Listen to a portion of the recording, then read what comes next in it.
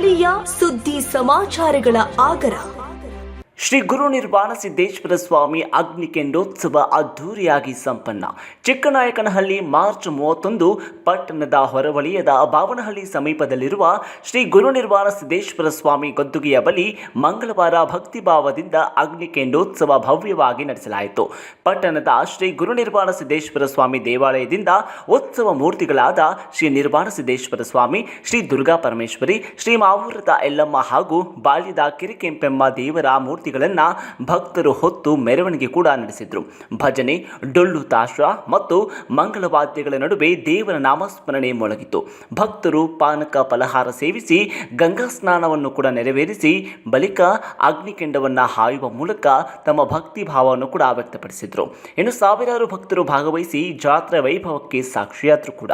ಈ ಒಂದು ಸಂದರ್ಭದಲ್ಲಿ ಅನ್ನ ಸಂತರ್ಪಣೆಯು ಕೂಡ ಏರ್ಪಡಿಸಲಾಗಿತ್ತು.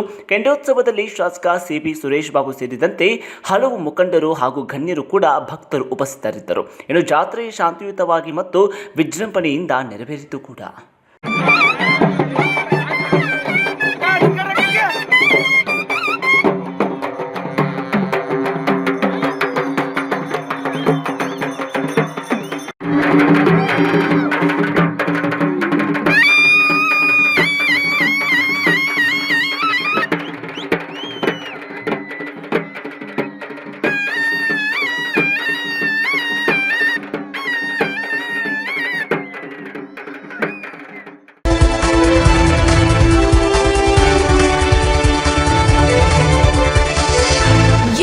ಟಿವಿ ನ್ಯೂಸ್, ಸ್ಥಳೀಯ ಸುದ್ದಿ ಸಮಾಚಾರಗಳ ಆಗರ.